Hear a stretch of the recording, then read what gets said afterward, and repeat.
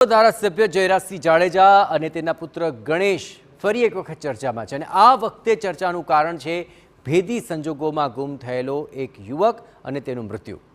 ગોંડલથી 3જી માર્ચના રોજ ગુમ થયેલા રાજકુમાર ચૌધરી નામના યુવકની લાશ મળે છે અને તેનું મોત અકસ્માતમાં થયું હોવાનું જણાવાય છે, પરંતુ મૃતક યુવકના પરિવારે આ અકસ્માત નહીં પરંતુ હત્યા હોવાનો આક્ષેપ કર્યો। એટલું જ નહીં, પૂર્વ ધારાસભ્ય જયરાજસિંહ જાડેજા અને તેના પુત્ર ગણેશ તેણે ગોંડલ રાજકુમારને તેના બંગલા પાસે બાઇક રાખવા બદલ માર માર્યો હોવાનો આક્ષેપ કરતા રાજકીય ગરમાવો આવ્યો છે। આ ઘટનાના બીજા દિવસે રાજકુમાર ગુમ થતાં તેના પિતાએ પોલીસમાં અરજી કરી અને શહેરમાં જાહેર સ્થળોએ યુવક ગુમ થયો હોવાના પોસ્ટર્સ લાગ્યા। આ દરમિયાન અજાણ્યા વાહન ચાલકે અડફેટે લેતા 4 માર્ચના રોજ રાજકુમારનું મૃત્યુ થયું, જે બાદ પોલીસે પરિવારને જાણ કરી, પરંતુ મૃતક રાજકુમારના પિતાએ ચોંકાવનારો દાવો કર્યો કે તેના પુત્રની હત્યા કરવામાં આવી છે।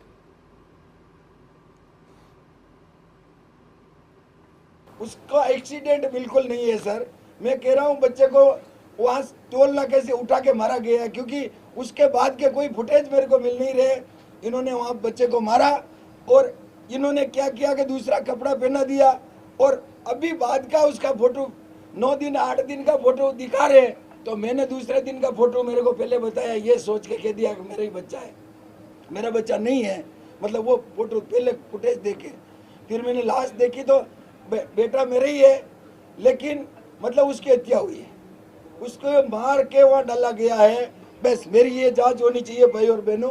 टाइम ले બીજી તરફ જિલ્લા પોલીસ વડાએ યુવકના મૃત્યુ મામલે પૂર્વ ધારાસભ્ય જયરાજસિંહ જાડેજા અને તેના સાથીઓની કોઈ ભૂમિકા ન હોવાનો ખુલાસો કર્યો છે।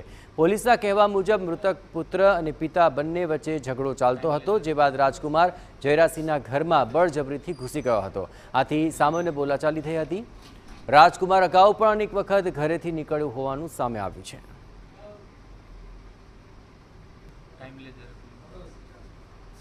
घटना में कितनी बार बता चुका हूँ, वही घटना है। नई घटना तो क्या, मोटरसाइकिल लेके जा रहे थे और फिर वो अंदर से बच्चे को बाहर से बुलाया जाता है और वो मारपीट होती है, और मैं उसको नॉर्मल समझ के घर पे सो गए थे। हमारे को तो किसी से कोई दुश्मनी थी नहीं। अब वो रात को निकलता है, पुलिस बता रही रात को निकलता है, और वो अब ये बता रही कि वो उसका एक्सीडेंट हो गया है। तो ऐसा कैसे हो सकता है? मतलब वो आराम से सो गया था। उसने कहा पापा कोई बात नहीं, सुबह बात करेंगे, मैं सो रहा हूँ। मैं भी मेरी मांग है कि न्याय मिले मेरे को बच्चे के साथ।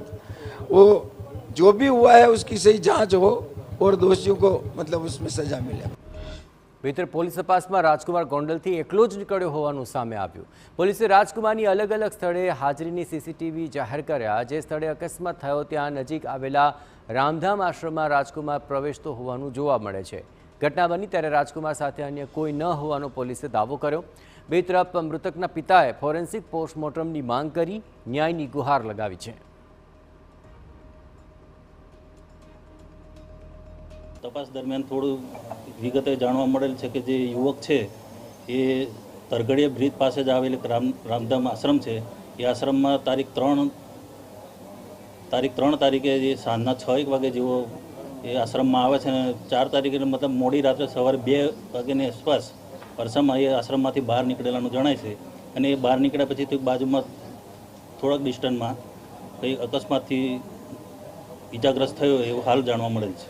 ભૂતપૂર્વ એમએલએ શ્રી છે, એમના ઘરની સામે એમના જે પિતા છે બાઇક ઉપરથી ઉતરી જાય છે અને જે પુત્ર છે મરણ જનાર એ એમએલએ શ્રીના ઘરમાં સીધા જ ઘૂસી જાય છે, કોઈને પૂછ્યા વગર।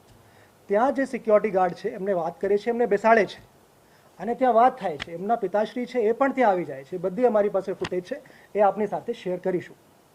અને પછી ત્યાં જે છે એકબીજા સાથે સંવાદ થાય છે અને પછી ત્યાં બોલાચાલી થાય છે। એમને ત્યાંથી ઉઠવા માટે કહેવામાં આવે છે, ઉઠતા નથી, પછી એને ઉઠાવીને બહાર કરવામાં આવે છે। આટલી બોલાચાલી, આટલી જ માથાકૂટ ત્યાં થઈ છે। એના સિવાય એમએલએ શ્રીના જે ભૂતપૂર્વ એમએલએ શ્રી છે એમના ઘરમાં બીજી કોઈ બાબત ધ્યાન ઉપર આવેલ નથી।